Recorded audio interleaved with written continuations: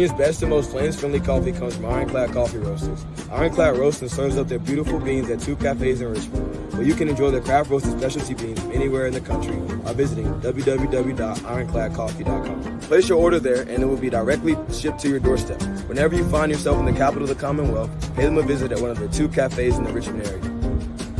Ironclad's owners, the O'Rourke family, are proud Flames Club members and season ticket holders. Now they're pleased to sponsor the podcast from ASOR Red. Hop over to www.ironcladcoffee.com now to get your Virginia's best specialty coffee headed your way.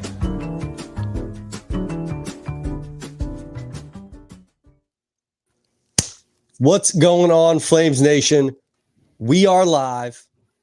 We are hyped. We are 3-0, and we are joined by the GOAT, the man who knows it all. He is the founder, the owner of ASOR Red. Mr. John Manson, how we living this Tuesday night? We're doing good, Richie. Hope you are. Hope you're feeling better this week. I'm moving in the right direction. We put back a lot of emergency. I bought some like Alka-Seltzer, cold and flu.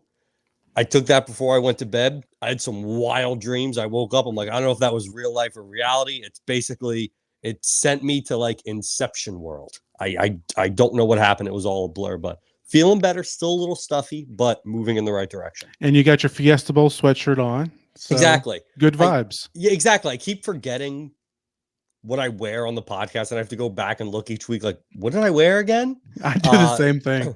So did I wear this last week? No. Okay, I don't think you did. Which is a great segue to mention. If you are thinking, you know what, I need to get some gear. I want to look a little bit like Richie Longshots and John Manson. Hit up that Sea of Red store. Get in there. There's a lot of good stuff for you. And John, I know we had a lot of stuff kind of on display at the podcast. At the tailgate, yeah. At the tailgate. We did. I was reading the podcast schedule when I said that. Yeah. All good. We got our mind on the podcast. But yeah, had some gear there. We'll have some more this Saturday. So if you're a little old school like myself and like to see and touch items of clothing before you purchase it, feel free to stop by the tailgate this Saturday. Should be a great crowd for the game. So come on and stop by. We always have a good time. And I think we're having a little bit of a low country boil. Should be really good. We had that last year for one of the games. So looking forward to it. My Jersey stuff, I don't even know what that means, but I'm sure I'll see pictures. Great tailgate last week. We have a great show coming up today. We're going to hear from Jason Porter. We're going to hear from John and I chatting a little bit about UTEP. We have some ECU people on to give us some insight into ECU catching tickets with CT. Where do y'all tailgate? We are in Tailgate Town, right by the main gate. You will see us, the Flames Rising Tailgate. It is a place to be. It's a who's who. We got athletes. We got basketball players. Basketball players, you looking up the new guys, they are tall. Goodness gracious, they are tall. And they are super nice. Yeah, we're right between Gate 1 and the bookstore. So prime location. They got a big screen out there that you can almost see what's going on as far as the early games. But we always have a good time. Some good food, free. Oh, yeah. Just stop by and join us. Exactly. I heard great things about the tailgate. And I will say the game on Saturday was movement in the right direction. Yeah, I mean, it was movement in the right direction. I mean, it was a little bit of a slow start. Some inconsistency on the offense continues to be a plague, I guess, if you want to call it that. But, pulled out with a 28-10 win. Obviously, you had some injury issues / concerns going into this week. We'll get into a little bit more, most notably Quentin Cooley, also Darius Copeland, kind of messed up the offensive rhythm early. That might have something to do with it. But then, as has been the case the first 2 weeks, they figured things out, and we picked up a couple wins or a couple touchdowns that led to this win there in the second half, and kind of comfortable. And, 28-10, you might ask some, it should have been 35-10, but I don't know. Coach Chow decided to take a knee. What do you think about that, Richie? I'm not going to get into that right now. But I will say, John mentioned injuries, but it's a great opportunity to Billy Lucas to step up. I thought he was great in the red zone. the way that he was able to take that ball inside the 5. I don't love running the draw out of shotgun from inside the 5, but I thought Billy Lucas did a great job. The offensive line did a great job giving him space. I think it was that first touchdown they really pushed to get him into the end zone. That Trayon Sibley catch was awesome. Right? Sibley had the catch in the Yeah, Sibley had the touchdown catch. That was Tyson Mobley. Tyson Mobley Had the touchdown catch. But question here about Juju Gray. Is he back yet? Make sure every Friday we put out a weekly notebook. I'll answer your question, but let me plug this. Every Friday we put out a weekly notebook, and it has an updated injury report, most up-to-the-minute update you'll get on Friday, obviously the day before game day, with the news from the week, what we've been hearing, report from practice. But I guess I'll just do a real quick 30-second overview on the injuries, because there's a lot of them. Juju Gray, wide receiver / kick returner, has missed the last 2 weeks. He has a boot on his one of his feet. I think it's his left foot, and he wasn't practicing today. He's kind of week to week. I don't know if he'll play. He's probably in the questionable category. There's a chance he could play. You also got Quentin Cooley, which I'm sure most of you have heard by now, that he's questionable to probable, maybe lower back / nerve type issue, Coach Chadwell said. So we have a chance for him to play. Unfortunately, Darius Copeland, the wide receiver, who kind of plays the same position as Juju, he's out for the year with a lower body injury. So that's the biggest part of the injury update. And but like I said, be sure to check back that notebook on Friday. We'll have things updated there. But Richie, we 3-0, got the win. 3-0. We're going to talk a lot about East Carolina. Maybe we should touch on some Conference USA action from this past week. Yeah, and for the 58th straight week or whatever it is, we are at the top of Conference USA. Ho-hum. Yeah, well, it's kind of cool as we go into these next 2 weeks, East Carolina and then Appalachian State, which obviously we know a lot about what's riding on those games and that sort of thing. But we got those 2 conference wins under our belt. So regardless of what happens these next 2 weeks, we're going to come out of it 2-0 in conference play, either in first place or tied for first place, at least in the loss column. So we should be feeling good. But Western Kentucky had a nice – their first 2 games, they played an SEC team, and then they played an FCS. So we didn't really know much about them. Well, they kind of put it on Middle Tennessee this past week. Their quarterback got hurt. The backup came in and threw for over 300 yards and 5 touchdowns. Good. So he's going to be their guy. Caden Veltkamp, I believe is how you pronounce his name. He'll be their guy the next few weeks, maybe the rest of the season, depending on how things go. So they look like they could be in competition. I really think that Sam Houston, another nice win. They beat Hawaii by a couple touchdowns. I really think, we're only 3 weeks into the season, but I think the teams, we've learned a lot about some of these teams now. I think it's clearly Liberty, Western Kentucky, and Sam Houston have kind of separated themselves, in my opinion, as a top 3 teams in the league. FIU had a nice win over Central Michigan, so they're a team to watch. They play Monmouth this week. Should be a win. Should be another win, so they'll even up their record. Louisiana Tech's another one. They played an FCS, only won by a touchdown, I believe, in week 1. They were off for a week. And this past week, they played NC State, and they were leading until the fourth quarter, I believe. And the Wolfpack had a late comeback and got a win. So those are 2 teams to watch. I think the rest of them, they're still kind of I'm not too sure about. It out. Yeah, they're still trying to figure out. I am interested. There's a game this week I'm really interested in. That's the Sam Houston, New Mexico State game. I think we'll learn a lot about both of those teams. I was kind of surprised Sam Houston's almost a 2-touchdown favorite in that one. Yeah, even Western Kentucky has Toledo, and Toledo's coming off a massive win last week. So it's a big for the conference. We say it every week. Root for your conference mates. This is the type of game where, at 7 p.m., if you got 2 TVs in your living room, throw that Toledo Western Kentucky game on, because a win is going to help the conference. Sure. A couple big games in that regard. Yep. Obviously, the Liberty East Carolina game will be one a lot of people will be paying attention to in the Group of 5 world. And then, like you mentioned, Toledo, another teaser for an article coming out later this week. I got them in the top 5 of all of our G5 teams with that win. They just completely dogged Mississippi State. Yeah. No pun intended. They completely dogged them, and they're undefeated, and now they go on the road to take on Western Kentucky. That would be a really nice win for Conference USA, really nice win for Western Kentucky. If you remember last year, long shots, that was one of the main reasons why, obviously going 13-0, we had to.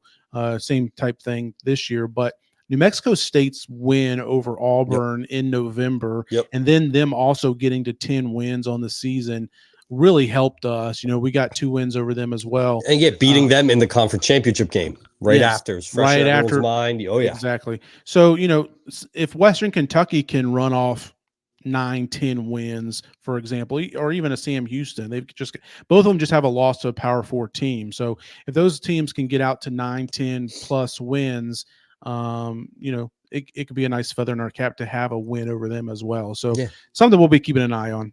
Even Duke going to Middle Tennessee State. That's their not to start talking gambling this early, but they're only 2 touchdown underdogs. That's not the craziest thing in the world.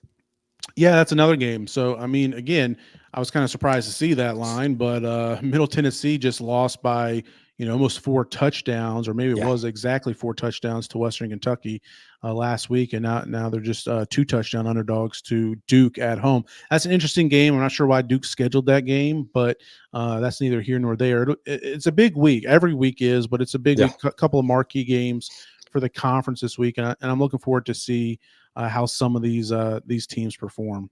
Exactly. But I do feel good coming off of UTEP. Yeah, we didn't cover. I know, probably should have won by more. Couple mistakes, 2 turnovers, got to hold on to the ball. It was great to see the Joker mask back. It's great to kind of get, I think the defense kind of found that swagger a little bit, and really, I think you can run with that going into this weekend. Yeah, it really should have been 3 interceptions, because they had a third one. Eli August had it, and it was called off due to a phantom roughing the passer. TJ Bush kind of got blocked into the quarterback. He's a superstar. Oh, but yeah, I'm glad you mentioned that. TJ Bush was just an absolute monster on the field Saturday, and looking for more out of him. We've talked about him the last couple of weeks, but his play continues to improve, and he could be that next conference of the year type player, and a guy that grows into, not to put the cart before the horse, he's only a sophomore, but with TJ Bush's play these last couple of weeks, maybe an NFL type guy. If he keeps growing. Just big time. As a Raiders fan, he reminds me of Max Crosby. I know that is high, like you said, putting the cart before the horse, but he just has that motor where every single play he needs a double team. He is there, and it's good to see a young player like that make that impact. So we mentioned it earlier. We talked about the Flames Rising tailgate going on. They're running a raffle with an opportunity to win some amazing prizes. Signed Jamie Chadwell football, a signed Richie McKay basketball, a Yeti cooler, one of those massive giant hats that Coach Chadwell wore at the Fiesta Bowl. $10 a raffle ticket. Information is online, and we're going to hear shortly a little bit about Flames Rising before we kick it over to Jason Porter and our Mystery Athlete of the Week. Hey, Flames Nation, this is Kyle Rode. This is Rachel Root. This is Kader Salter. We would just want to say thank you for supporting athletes like us through the Flames Rising Collective. The Flames Rising Collective is a registered 501c3, providing opportunities for student athletes to use their name, image, and likeness while serving our local community. 100% of everything contributed to the collective will go directly to creating name, image, and likeness opportunities for Liberty student athletes. Help us be champions for Christ and champions on the field. Flames. And we're back. Jason, how's it going, man? Good evening, John. How are you, brother? Doing pretty good. Also, awesome to be joined once again this week. Austin Henderson. How you doing, Mr. Henderson? Doing great. Glad I could make it on this week. Sorry about last week. Hey, we all have technical difficulties at times. JP had some himself during this spot. So, hey, we're back. We dust off the cobwebs and keep it moving. Austin, looking back at last week a little bit, team gets a big win, 3-0, 2-0 in conference play. Offense, maybe a little inconsistent at times, but they got it done there in the fourth quarter. What were some of the messages that the coaching staff and some of you guys as players were talking about post game and in the days since? Oh yeah, definitely. It's always great to win. It's always a blessing to win. It's hard to win at any level, so we take that and we don't take it for granted. But we definitely look at things and say we want to be, like you said, more consistent. Get after it in the offense, and we want to be the ones delivering the blow, controlling the game, and not having to count on anything else to, go wrong, or our defense to have our back. We want to be the ones who control that and just put points on the board, execute our plays, and dominate. That's the kind of offense we want to be. So just trying to go into this week and do that at a high level and focus on us like we always do, and just execute the plays that are called.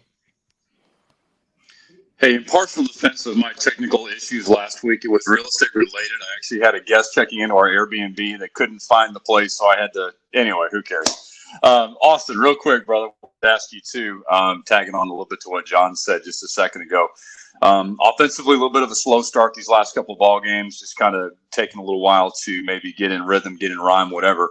I think the counterpunch to that is I don't know that I've ever seen a coaching staff that is better at halftime adjustments, just from what we can tell on the outside looking in. So kind of a two-part question. Number one, am I crazy to say that about the adjustment that the coaching staff makes at halftime? And then number two, I guess, any particular reason you feel like maybe the first three games have had a little bit of a slow offensive start?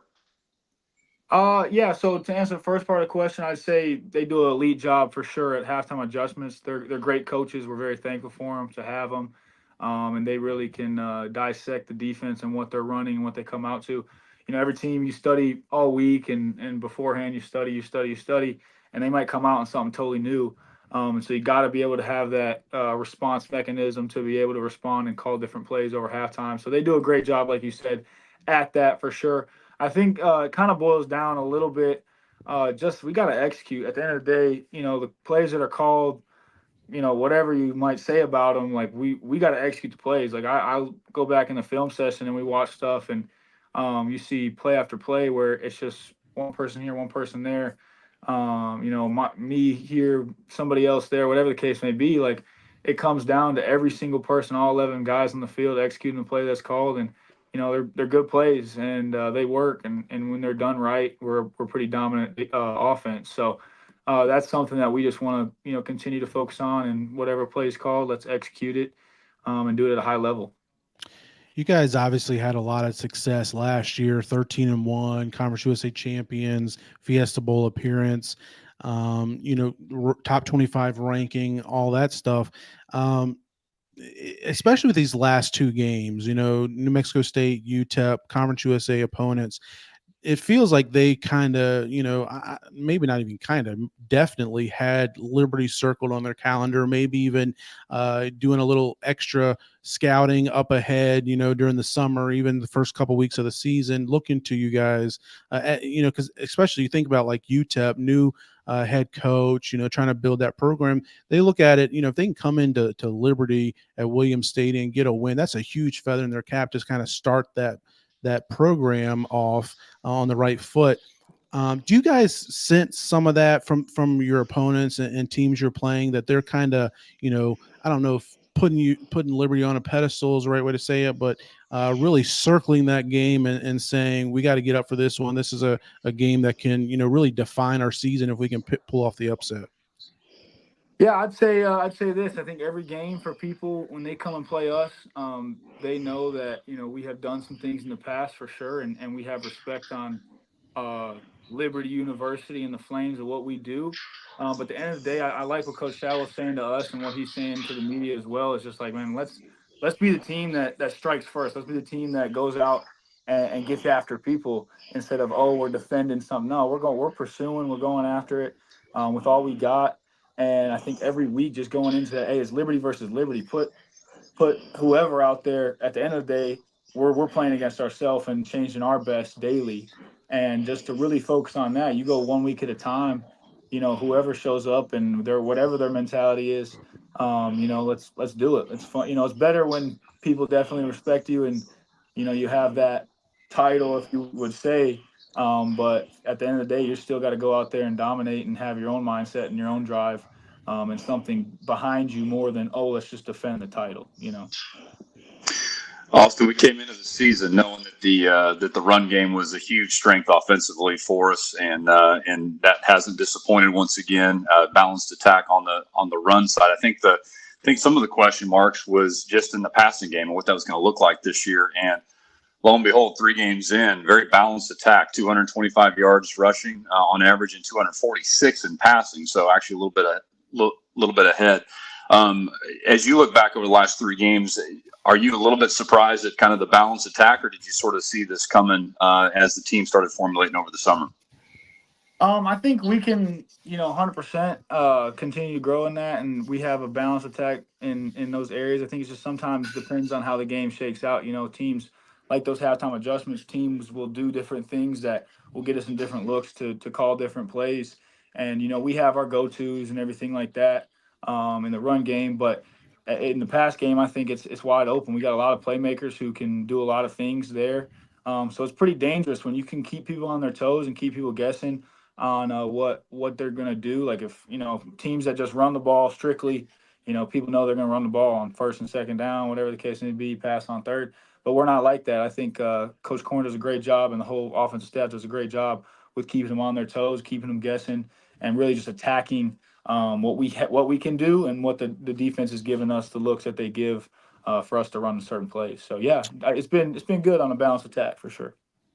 For 3 years, we were fortunate enough, JP and myself, to have Mr. 5-5 Live with 5-5, Brendan Schlittler, on this segment each and every week for like I said, 3 years. And RT Rogers Oil Company is a company that sponsored this segment for those 3 years, and they're back again this year. We're pleased to have them back. Liberty guys, Liberty supporters.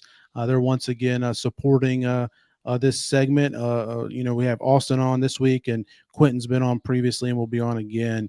Austin, tell us a little bit more about RT Rogers Oil Company.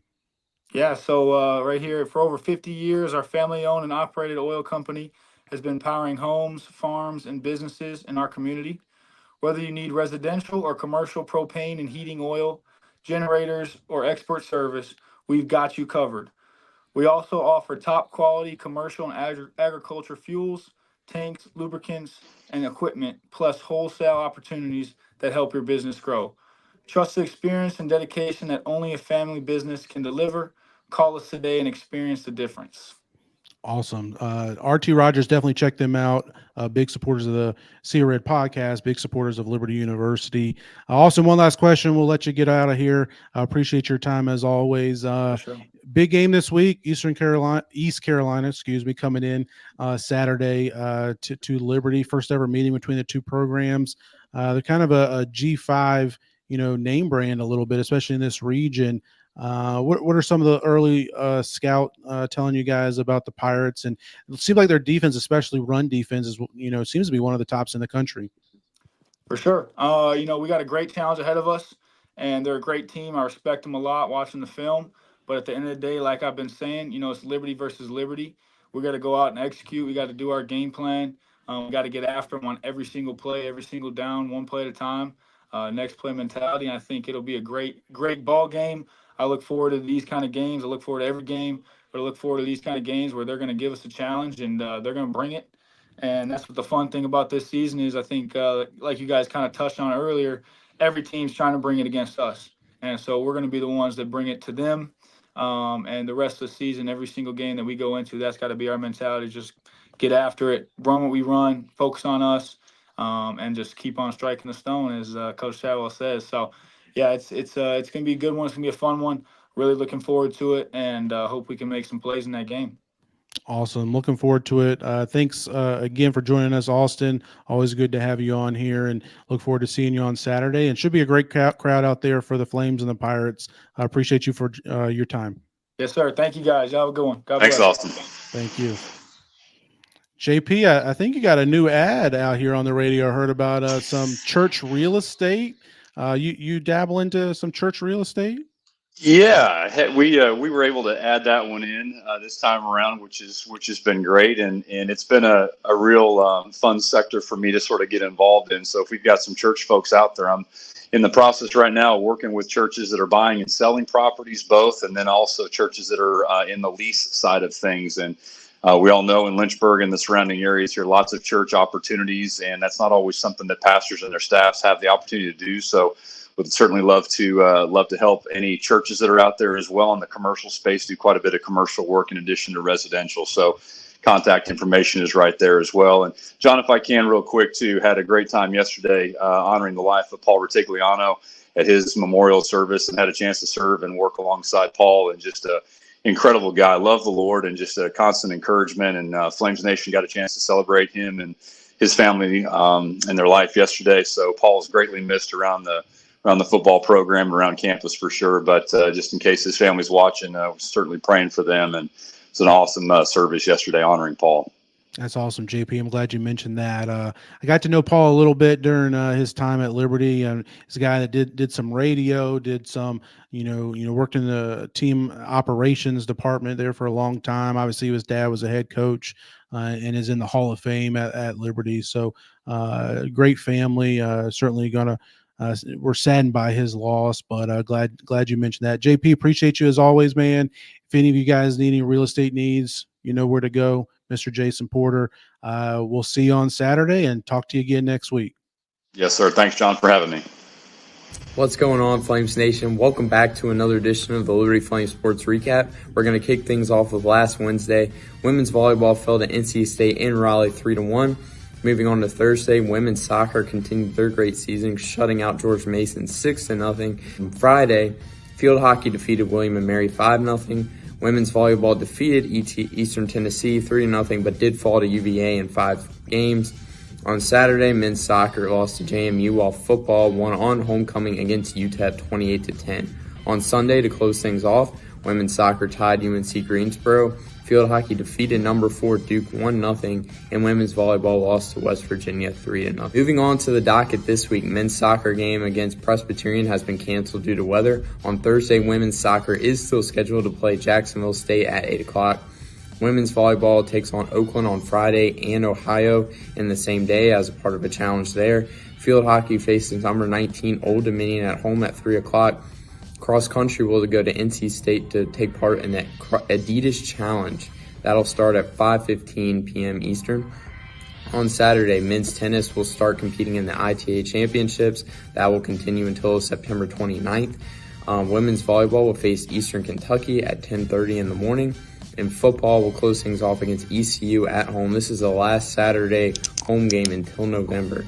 On Sunday, men's tennis will continue in the ITA All-American Championships, while field hockey will face number 2 North Carolina on the mountain, and men's golf will take part in the Rod Myers Invitational in Durham. That's all for this week's edition of the Liberty Flames Sports Recap.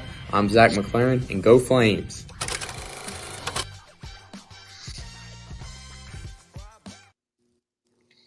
We are back. Thank you to Zach, whatever you want to call him. He's called a lot of different names by a lot of different people. It's crazy, John. I was listening, and I saw, Flames play number 19. I'm like, oh, man, it's a good matchup. And I went, we're ranked higher. So shout out that field hockey team. Unbelievable. Yeah, field hockey, women's soccer, they definitely got some good things going on there on the mountain, and both ranked in the top 25. Women's soccer still unbeaten. So looking forward to continue to support them throughout the season. But we got a big football game coming up Saturday. Oh, yeah. East Carolina's coming into town, and we're excited to have Jarrett joining us. He's from Boneyard Banter, and give us a little bit more insight into the Pirates. Jared, how's it going tonight? It's going well. Thanks for having me, guys. Absolutely. Thank you for joining us. Yeah, you're from the Boneyard Podcast, and tell us a little bit more about where we can find you. I know I'm supposed to be on with you guys later this week. Yeah, so we're everywhere that you can stream podcasts, Google, Spotify, Apple, wherever. We're also on YouTube. You can find us at Boneyard Podcast. Follow us on social media at Boneyard Podcast. If you want to check out our TikTok, it's at the Boneyard Podcast.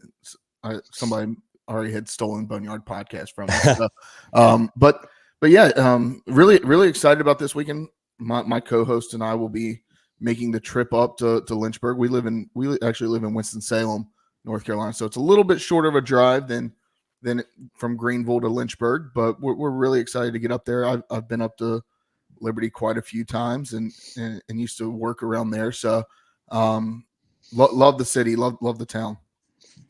No, absolutely. So grateful that you're able to join us. So Jared, a lot of our fans, they looked at ECU last year and they went slam dunk, easy win going into App State. And not to toot my own horn, I was someone, and John was as well, that said, everyone pump the brakes. You guys hit the portal hard this year. You played it very well. One of the best G5 transfer portals, the way you guys took care of business there. And just looking at the games you lost last year, lost close games to really good teams. What was the vibe going into the season for you guys? Yeah, I mean, the vibe was really a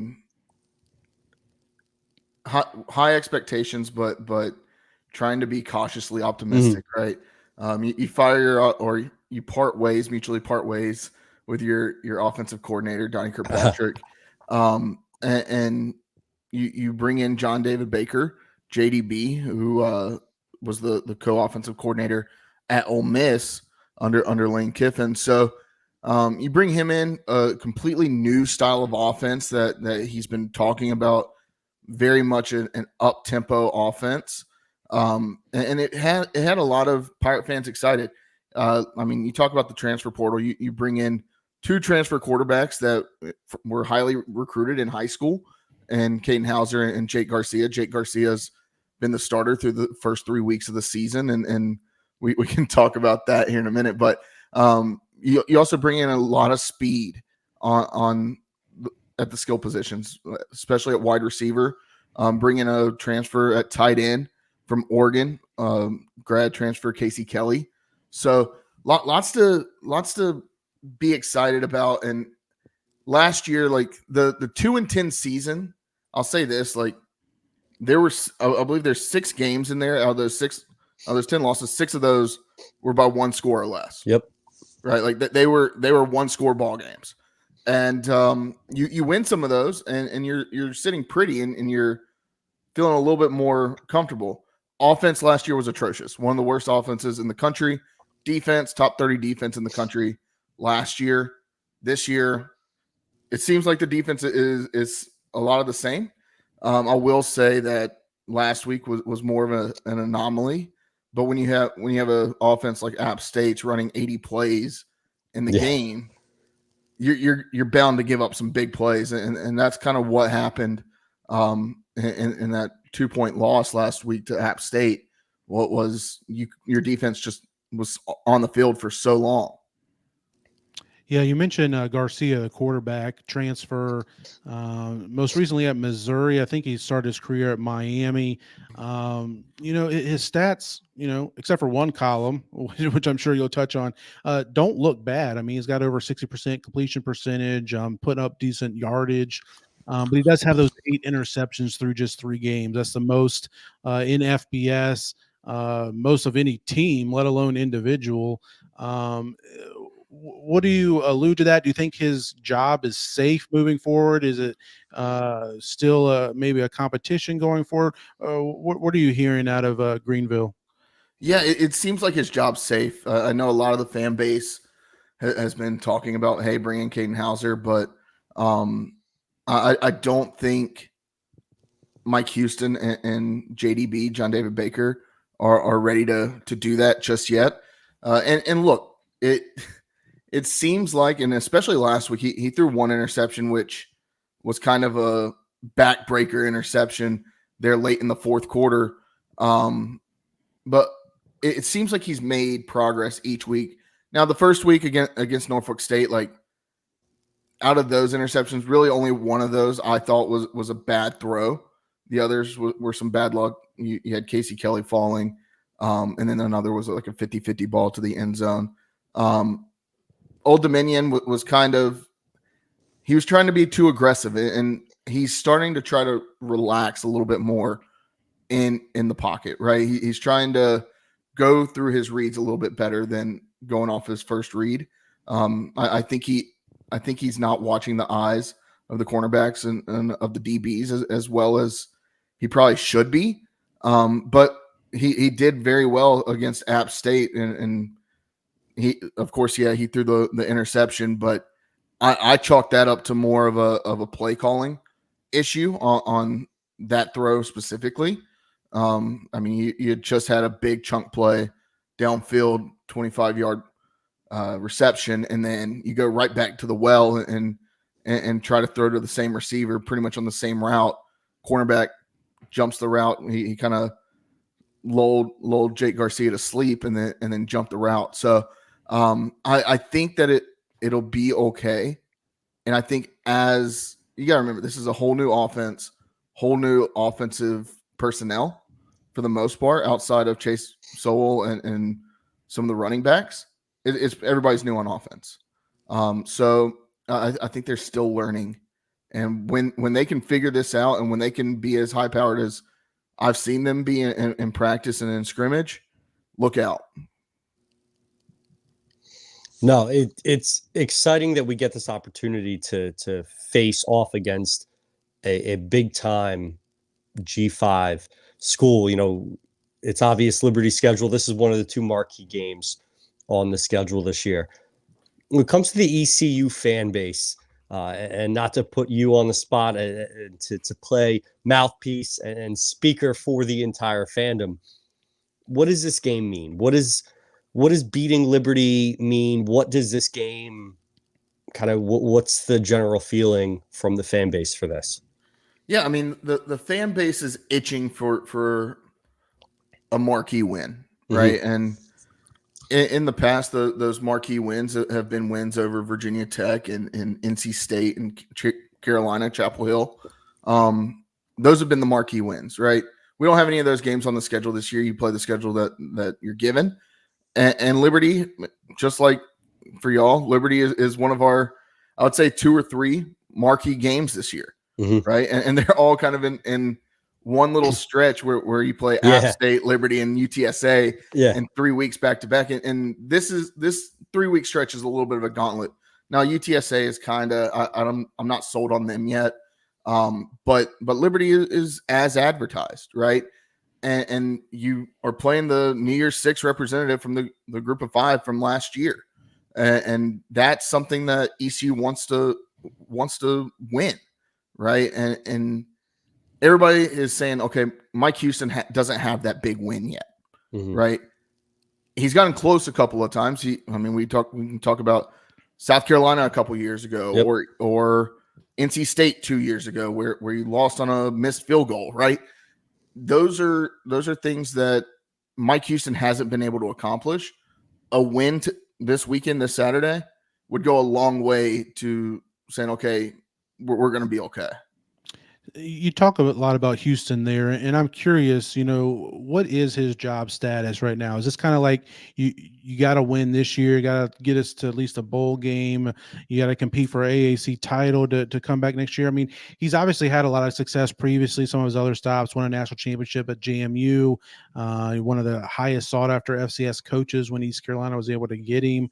Also, was in the D2 national championship prior, built up the Citadel.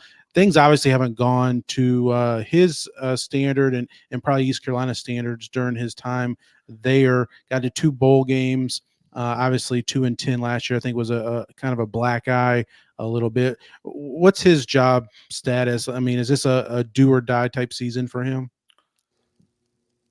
If you ask the fans, then yes. The fans are, especially with our schedule, let's not make any bones about it. ECU schedule this year is a cupcake schedule outside of the 3 weeks that I just mentioned. Welcome to our world. Yeah. But so, I mean, we've been saying on the Boneyard podcast all off season that 7 wins is the minimum. Like, you've got to get to 7. I think there's a lot of room to get even more than that. Just knowing what this team can do, if they can clean it up on offense, I think that this team can can do some big things this year and make a decent bowl game. I don't see us being the representative from the group of 5 in the college football playoff this year, but this is a jumping board into next year and the years coming.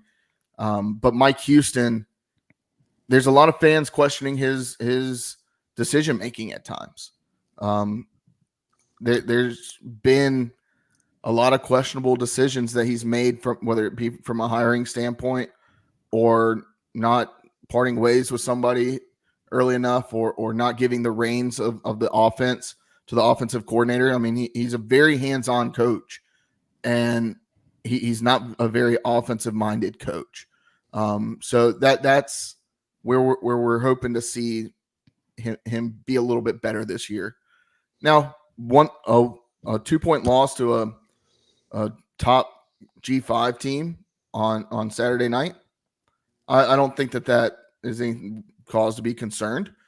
But he's got to eventually win one of these big games, and if he doesn't, the writing might be on the wall. I don't. If not this year, maybe next. All right, last question for you, Jared. Before we keep it moving, again, thank you for joining us. One last time, where can we catch Boneyard Podcast? Yeah, you can stream us on YouTube, Apple, Spotify. Those are the main 3 that we're on. And if you just search Boneyard Podcast or ECU Football, you'll find us there. All right, we're gonna kind of go into the future. It's next week. ECU wins the game. Why? Liberty wins the game. Why?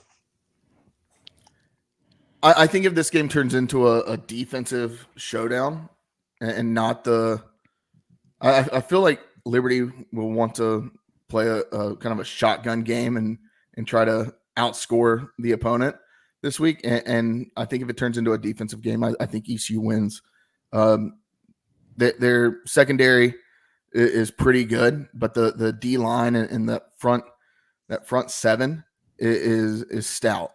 Zakai Barker at linebacker is a guy to watch out for. That D line though is, I mean, between Deontay Johnson and like a Chad Stevens, like those guys, they're gonna be in Caden Salter's face all day long. They may not get the sacks, but he's gonna end up on the ground a couple of times, and that's what they do.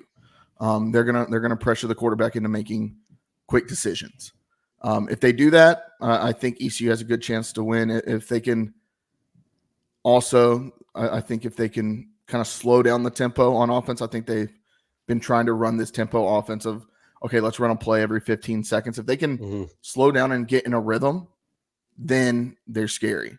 For the same reason, if they don't do that, I think it'll be a Liberty victory. I think if Jake Garcia continues to have his troubles passing the ball and throwing it to the defenders, I think it's going to be a long day for the Pirates, because you can't give Liberty more opportunities than you can't give them more opportunities to score, right? You've got to protect the ball, and that's something ECU hasn't done a very great job of this year. Agree 100%. Definitely worried about that ECU defense. Probably the best defense. Definitely is the best defense we faced this year. John's the X's and O's guy for sure. Agree 100% though. Yeah. Jared, thank you for joining us. Much appreciated. Taking the time to come chat ECU with us. Do we play again? We play next year at ECU? I think it's a couple years down the road, think it's, but yeah. I think it may 27? be 26 or 27. I don't have future FBS pulled up in front of me, but we'll see you in Greenville in a couple years. Yeah, we'll ask our buddy Turtle. Yeah, he'll know all the schedules. But no, looking forward to it. It's a great series, home and home series. Looking forward to the game Saturday. Looking forward to being on with you guys later this week. So make sure everyone listening to this, check the Boneyard Podcast out later this week. Appreciate your time, Jarrett. Yeah, thanks for having me, guys. All right, so this game this Saturday is sold out.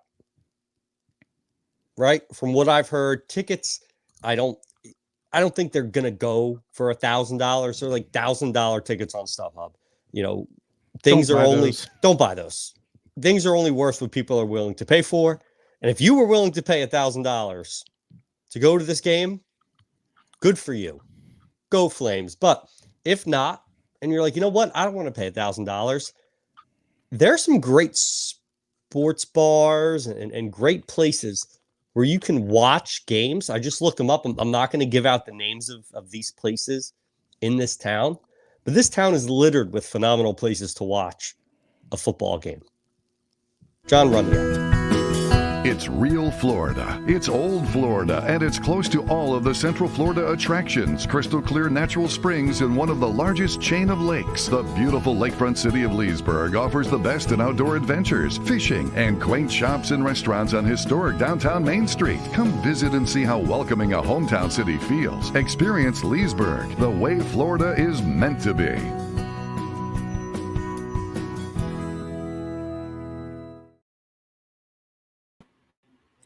What is going on, all? Richie will be back in just a second. But it's CT, and we're here to take a look at the national landscape for football. Maybe talk about some small financial investments, all wise as well. I'm here. There he is. Perfect. Thank you for coming back. Yeah.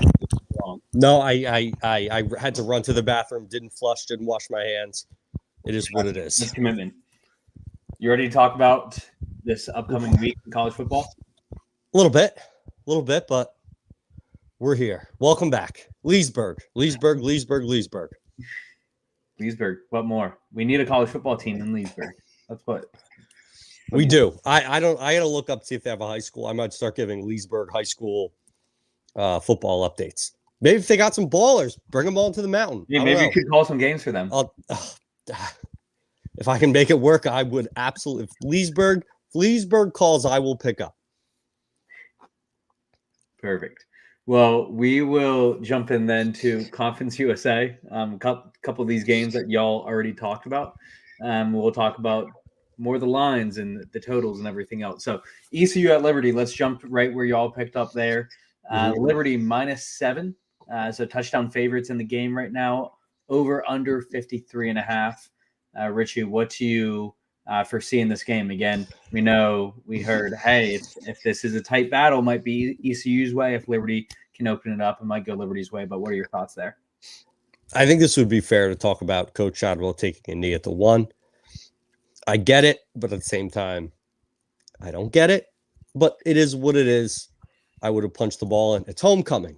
You win the game for the fans, cover for the alumni. Exactly. It is what it is. I had a phenomenal weekend. Fine.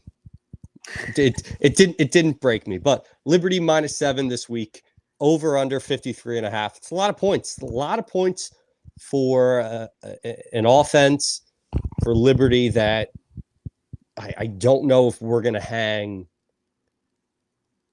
Sorry, Mr. Salters, up in the comments. So that's a lot of points. I would love to see Liberty come out 35 points. Can ECU score enough to catch that over? With a quarterback that throws a ton of interceptions, 8 on the year. Interested to see. I lean under. Again, I lean Liberty -7. If you would have asked me in the beginning of the season, what is the spread going to be? I would have said anywhere between 7 and 10. So it still is what I thought it was going to be. I lean Liberty, obviously rooting for Liberty, but if I am going to play this game, I'm going to lean the under. No, it's totally fair. I mean, based off what we've seen, I would definitely say the under as well.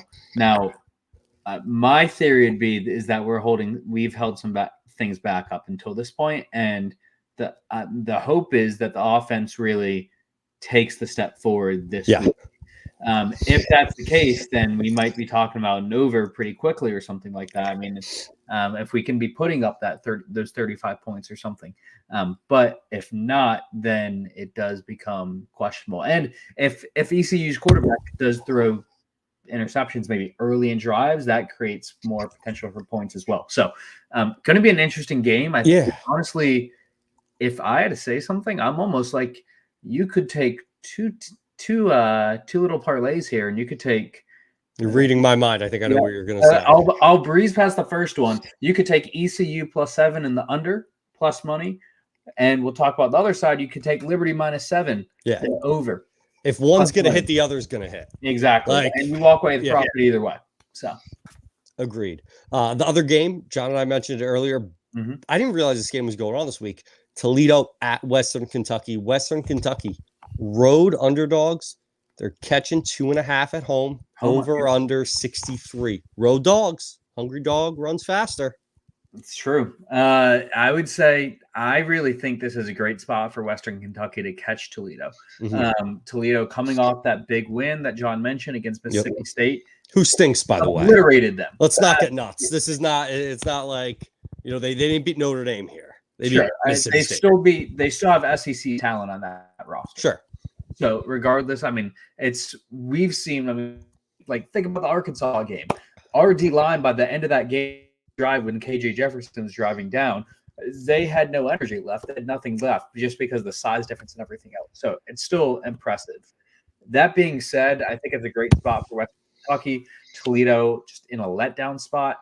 I also think they are due for some regression. I think they're not as good as they have been in past years. I think they're going to start falling back as they get closer to conference play.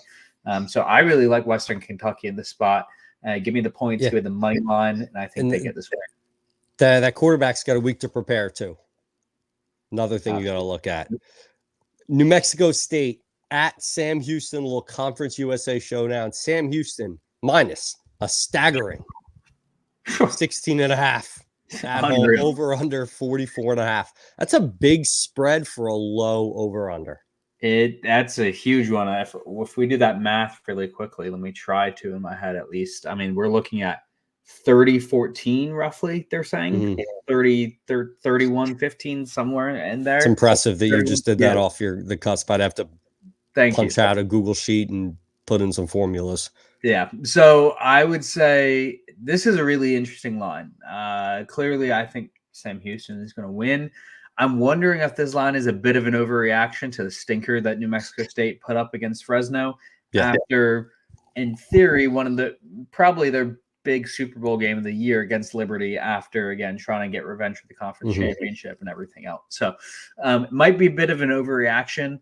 It's a lot of points, again, to cover with a total that low.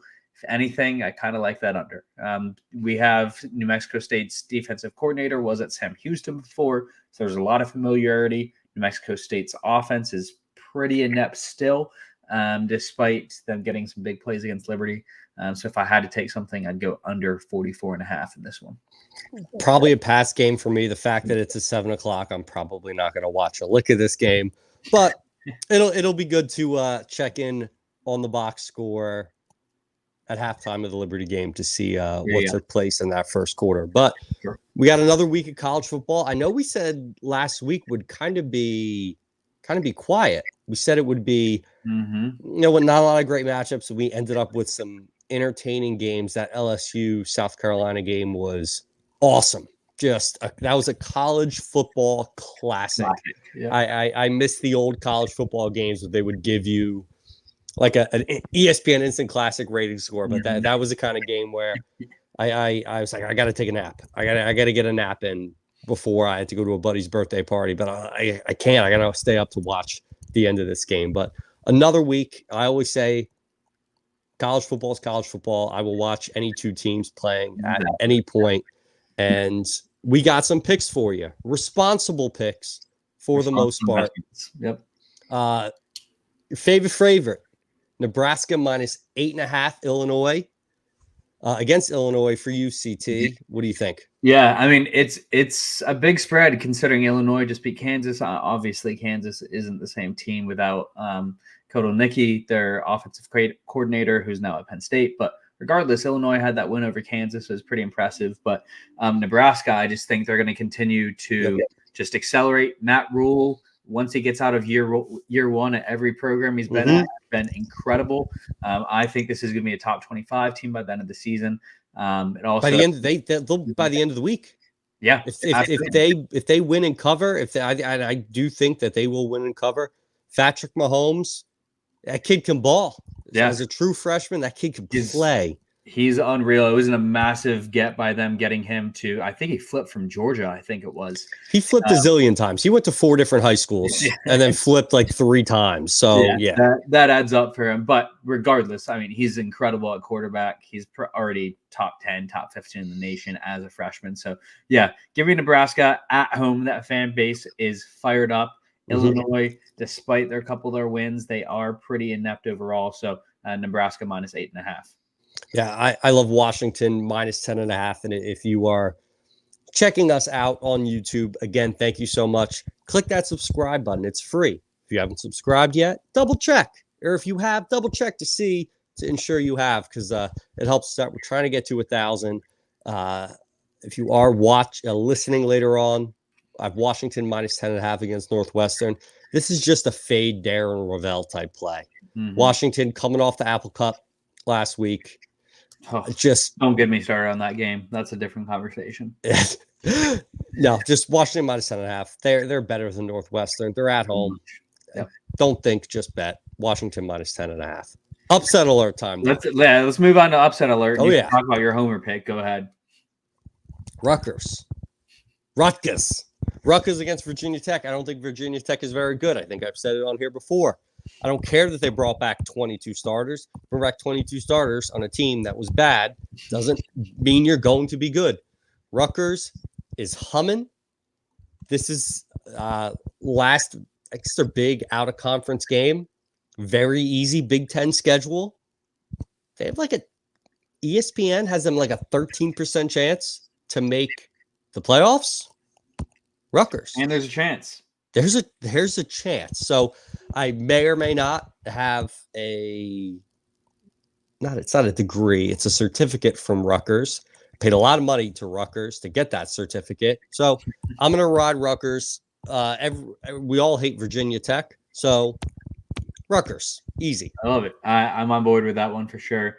Been on board with Rutgers since the beginning of the season. So love that play. Rutgers, kind of similar to what you did with Washington, just going Apple Cup related. And I'm going to take San Jose State money line plus 375 at Washington State. Washington State, kind of conference-less, I guess we could say. I mean, they're Pac-2. So there's 2 games that they had circled on the season. They had the game against Oregon State for the conference championship, quote unquote, and the Apple Cup against Washington. So they're coming down from that crazy win. Honestly, they didn't deserve to win. Washington had 15 penalties. That was really the big reason they lost. They try to run an auction with Will Rogers, who has bricks for feet. But regardless, it's something. San Jose State has looked really good. Oh, yeah. They have Navy's coach, but he's not running the triple option, and they've just looked really strong. So I think this could be a great spot for them to be able to just, again, show up and beat a really strong team. Washington State, it's also a sandwich spot. They had Washington last week. They have Boise State next week. So San Jose State money line plus 375. I love it. Parlay both of those, you're looking at 6-1, 7-1. At least, yeah. It's a sprinkle. Points. Everyone loves college football because there's always points. Vandy, Missouri. Give me Diego slinging it. Missouri coming off a game. They BC played them really well. I was impressed with both teams. I think by the end of it, both teams can score. I think this can absolutely be a 35-21 game, and you're there. Yep. I absolutely love that. I mean, again, we know what Vandy can do with their offense. Mizzou, you mentioned the Boston College game. One thing that's interesting is last season and this one, in Mizzou's out-of-conference games, they've run a complete shell of their offense. And then they've held everything back with Luther Burton and so on for the conference game. So now we're in an SEC game. I think they're going to show out. They have the offense. Vandy has it as well. So love that play. It was going to be mine as well. I texted you for yours. Yeah. You sent that to me, and I was like, okay, what the heck? I have to go find something. So I'm going Baylor, Colorado over 53.5 as well. We know Colorado, all they have is offense with Shedeur Sanders. his offensive line can protect him, but that's a different conversation. There's no defense at all. Meanwhile, Baylor, they've struggled early and their offense has looked really bad under DeQuan Finn, but they benched him last week for Sawyer Robertson. I think that name says all you need to know. He went 18 of 24, 250 yards last week in their game. So I think that's going to be a huge boost for them moving forward. And again, this is a game where there's not going to be as much of a test for him or their offense. So I like Baylor to be able to get 21, 28 points on their own. Love Colorado to be able to match that as well. Over 53.5 in that one. I love it. Game of the week, the game that is game day's going here, right? I think so. There's multiple games this week, but yeah, I think they're going to this one. Tennessee at Oklahoma. Tennessee -7 on the road. We're on the same side. Tennessee -7. I get big. I think first time we're on the same side in this one. I know, it's nice. So it might be. Join us, fade us. Yeah. It's gonna. I have no idea what our records have been this year. I don't think I've been doing well this year. Yeah. Not compared to what I did last year, which was like 65%. I think it was unbelievable. But ridiculous. I think Tennessee's the quietest number 6 team, I think, of all time. They are just rolling everyone. Nico for a Heisman.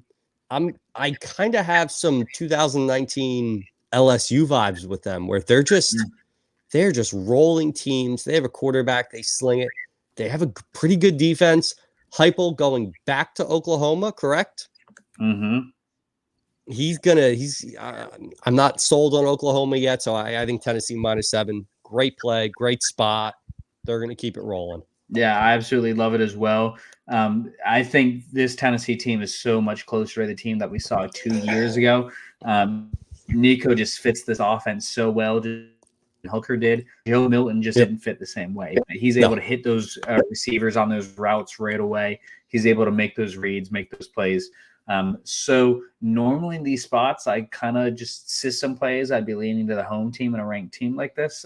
But I've just seen too much from Tennessee that I have to play them until they show me that they can't perform in one game on offense. So Tennessee -7, absolutely love it.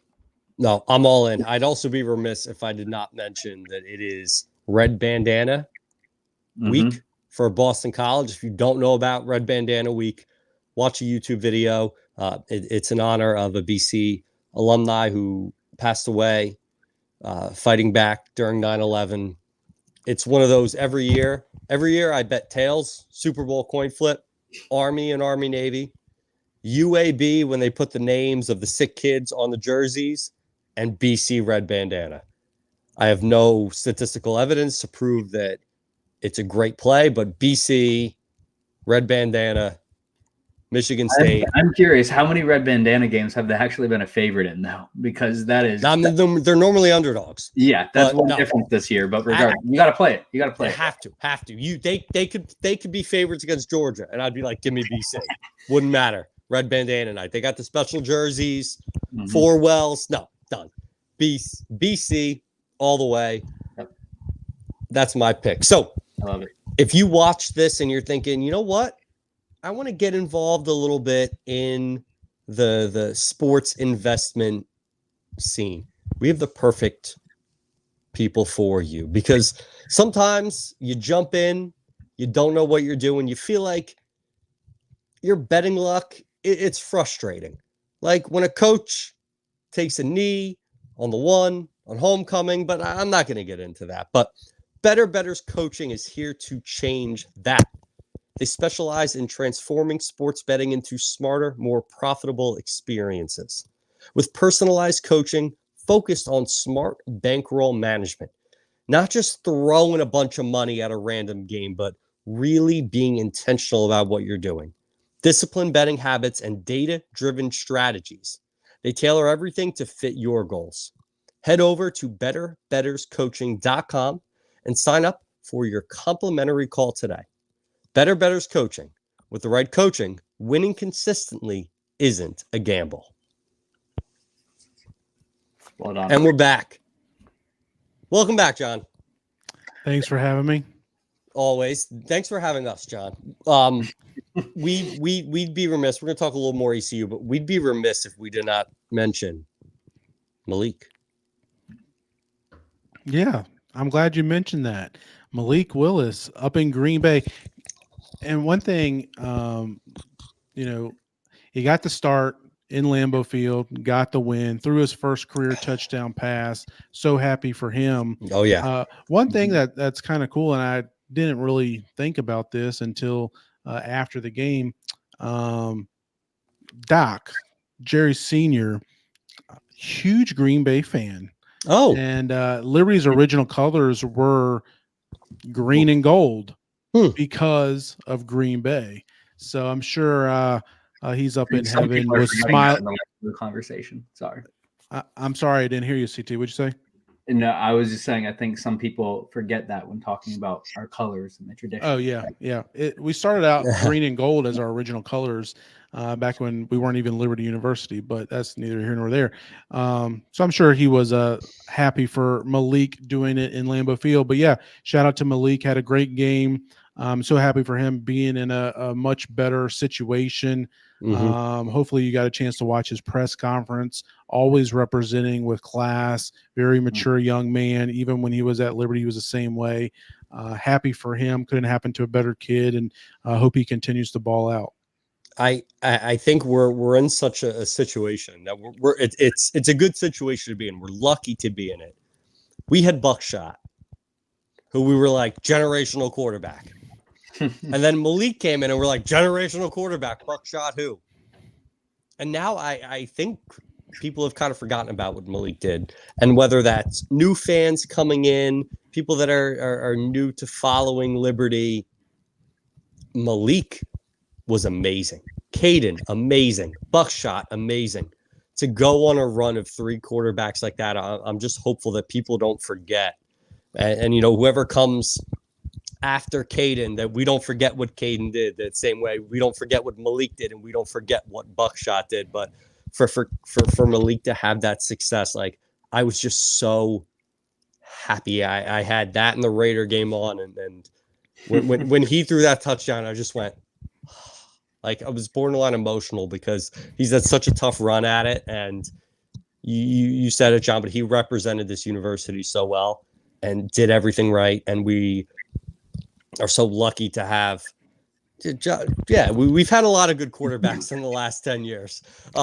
Josh Woodrum was a good quarterback. Josh Woodrum was a good quarterback. I don't think he's in the same stratosphere as certainly not Malik or even Caden, and probably not as Buckshot. He stole my buddy's girlfriend. Shout out Jack if you're listening.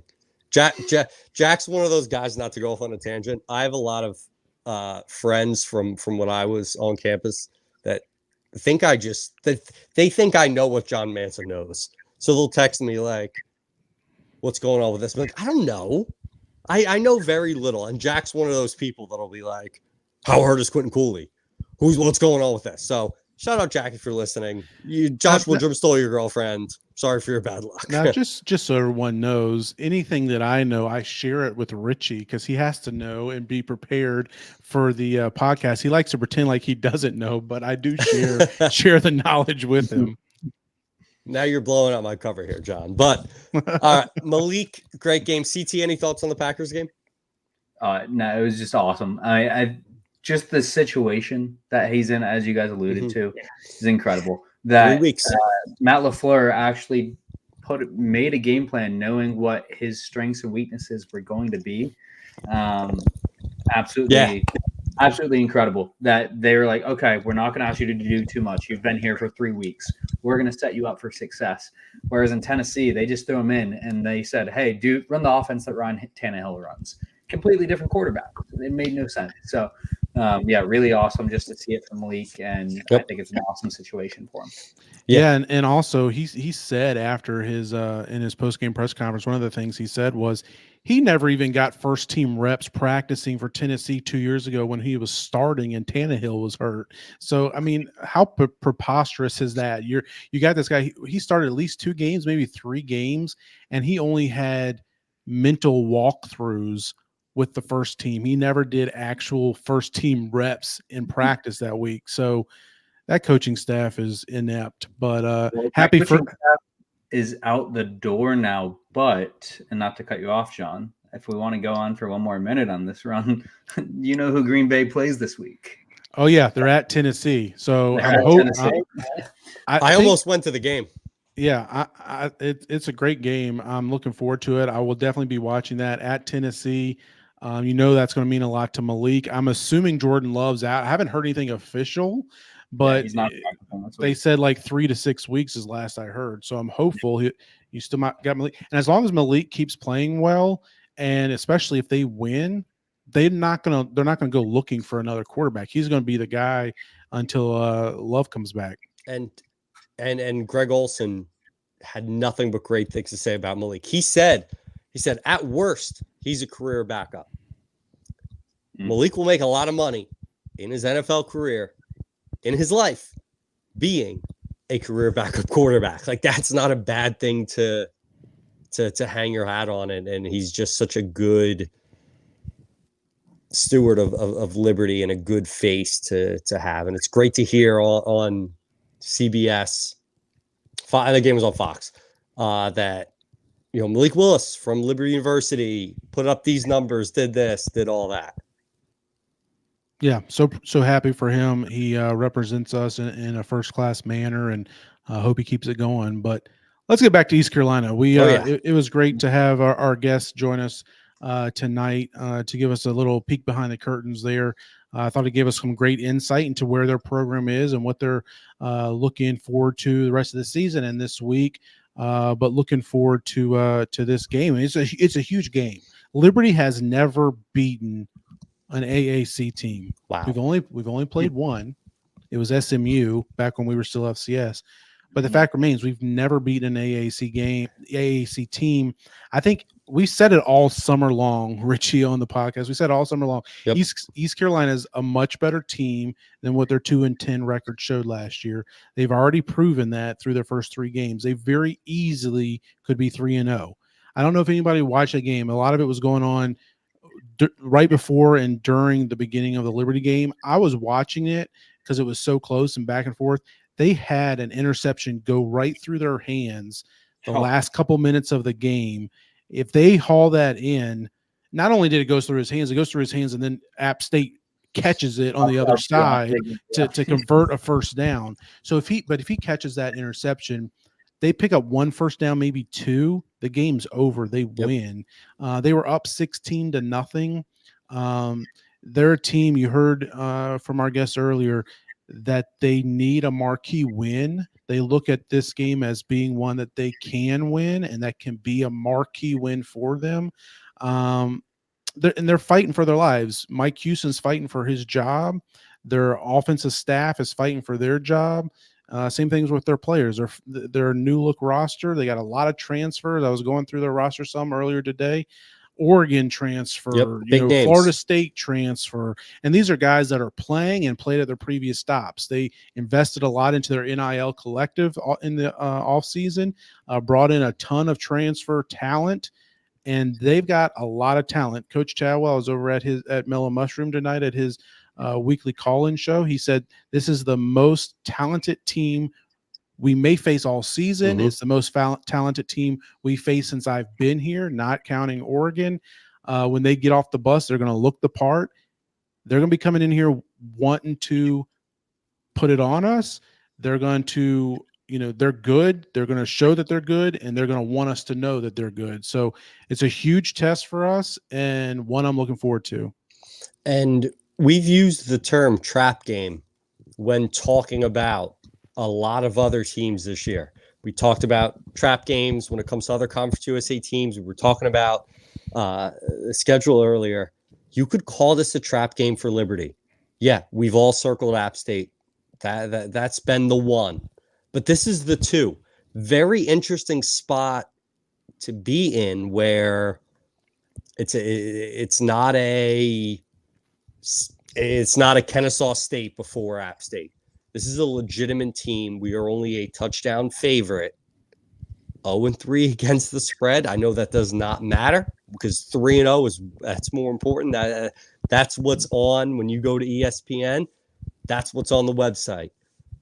7-point favorites. It's not a slam dunk game the way people thought it was going to be. And yeah, we still have App State next week as it's a trap game. It 100% is. It's a tough game that is also a trap game. And it's John, you and I know ball. It's not a walk in the park. No, it's not at all. And they're every bit as talented as we are. Yep. It's not like we can just show up and out talent them. Nope. Which I think we've done for the better part of this season. UTEP, New Mexico State, even Campbell. We didn't play good. I think we would all say that from start to finish throughout those games. But we were able to out talent them. We got it done when we had to get it done. When we had to get a score, we said, okay, let's go. Let's click, lock in, and get it done. I don't know if you can do that. And this team, their strength plays into our strengths very well. Their strength is their run defense. They have not allowed 100 yards rushing in a game this season. Teams are averaging 1.8 yards per carry. Oh, that's insane. I don't think I've ever seen that number 3+ games into the season. We're banged up. Quentin Cooley, we're hopeful he plays. We don't know that, but he's banged up. The rest of the run game, Billy Lucas obviously had a good game last week, so we feel good about him. Vaughn Blue was a little unsteady last week.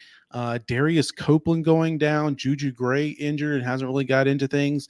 There's question marks there. There's question marks in the pass game. Hopefully we saw some of that turn around with some of the catches Mobley made last week. But, this is a team that's going to come in here thinking they can get the job done, and they got the dogs to do it. And we got to be ready. We can't take a first quarter off and be behind 17-3. We won't be able to come back from that. Agreed. CT. Closing thoughts. We're already an hour 17, probably the longest podcast so far this season, but it's ECU. It's a big one. We have our players to watch before I get to you, CT. Taylor Jackson, 11 total tackles this year. Trayon Sibley coming in. He's a guy that I'm a huge fan of, just the way he's able, Swiss Army knife type guy, able to do it all. 14 receptions, 341 receiving yards, and a touchdown this year. Excited to watch those two as well as the entire offense. CT, thoughts on the game, final prediction. Let me run in a circle real quick, basically. Going into this podcast, it was something that I, just like you and John, I've been very aware of ECU, was aware of them all off season, knew that they're going to be a lot better, knew this was going to be a tough game, but felt, you know what? Okay, we're gonna win this game. We got this. It's gonna be a battle, but we got this. Been high enough on ECU that I have a ticket for them to win the AAC. Side note. After finishing this podcast, I'm terrified of this game right now. They present a real challenge to us, and it is going to be a very tough game for all the reasons just mentioned, with the rush defense, with the just scheduling and how it panned out, everything else. It's going to be a real battle. It's going to be a real test for us. But I really do believe that our offense is going to take a step forward. Even against some of the best run defenses in the Sun Belt and the E5, we've seen Adwell teams consistently be able to find ways to score points and have offense. So I really believe in the coaching staff. I believe in our players to be able to get it done. So while a challenge, I think they're going to show their true colors this week and get us a win going into that App State game. I hope so. I think, I think we definitely can win. We should be the favorite. If we play to our best, I think we will win. But we can't be making the mistakes that we've made so frequently throughout the year. We had 2 turnovers last week. We need to win the turnover battle this week, preferably not have any turnovers ourselves. I know East Carolina's got 8 interceptions, and they're going to be really leery of throwing questionable balls against our secondary, knowing what we can do. So I wouldn't be shocked if they're much more conservative in their pass game and try to run the ball against us. They pose a real challenge, real threat. And, we're 16 and is it 16-1? I think still, 16-1. under Chadwell. And this is, you could count, we know about the schedule. You could count on one hand, and you don't need all your fingers to do it, how many games I was really nervous about going into it. Obviously, Oregon, Western Kentucky last year, Jacksonville State last year, and then probably this game. I don't know if there's been any others. So this is a game that, if we play 10 times, they're going to beat us a few of those. We're going to have to play well. Really intrigued by our offense against their defense. Like CT said, I do feel like our offense has kind of held things back the first 3 weeks. It almost bit us against New Mexico State, but it's time to go. Like, you can't hold back anything else anymore. You got to open it up and get after them. And I'm really intrigued. Should be a great crowd. Should be perfect weather. I'm really looking forward to the game and the test. And I hope we can come out victorious. I believe we will, but it's not one of those things that I would put a lot of money on us winning. But I think we'll pull it out. You know what? I think I've been drinking on that Chad Kool-Aid tonight, because the more we talk, the more I think we're going to open up that playbook, like you said, John. I think it's a game we air it out, run the ball when we have to, out into the flat. I feel better than I did at 8:30. I don't know what it is, but I feel good about this game. I'm excited. I'm excited about this season to see whatever happens. I'm excited to be a part of this. I'm excited to get the opportunity to talk Liberty football with you two and with our community. So thank you to those who have taken the time to check us out, whether it's live or on in the future. Can't wait for Saturday. I'm excited. I'm going to a buddy's house, and I said, hey, he's got a couple outdoor TVs. I said, hey, non-negotiable. I need Liberty ECU on one of the TVs. He said, done. I said, and I'm going to need BC on the other one. But sad I can't make it down, but I know it's going to be a great environment. It's going to be a great atmosphere. Again, thank you so much to everyone checking us out whenever that is. And as always, my wife makes fun of me for saying this, but I don't care. Stay hydrated, stay blessed, stay fly, go Flames. We'll see you next Tuesday night.